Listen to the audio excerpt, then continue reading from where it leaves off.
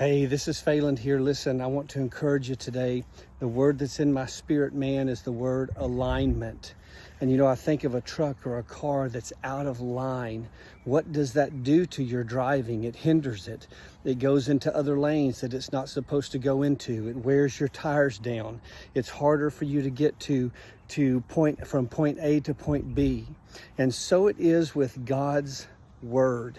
If we don't align ourselves with what God thinks and what God says, then we end up going into the wrong lanes in life. We end up walking in the wrong places in life.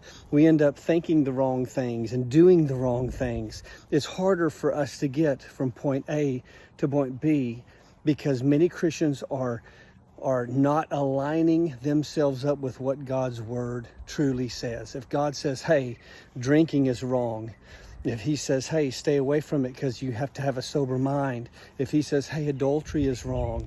If he says, hey, homosexuality is an abomination unto me and it is confusion. Hey, abortion is wrong.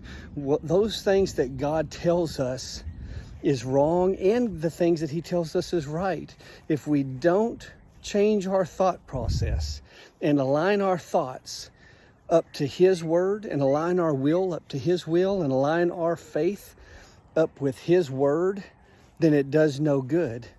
And the people of Israel were not able to enter the land and overtake that land because of doubt and because they would not align their thoughts up with what God says would happen when they step out on faith. So listen, put your armor on. Don't be deceived. A lot of the times it's not just the devil that's attacking you. It's because you don't want to yield to what God says. It's just an act of your will versus God and rebellion instead of obedience. So put your armor on, stay in faith, line yourself up with God's word. It means you're going to have to change some things in your life, but when you do, point A to point B will be so much easier. Y'all have a good day.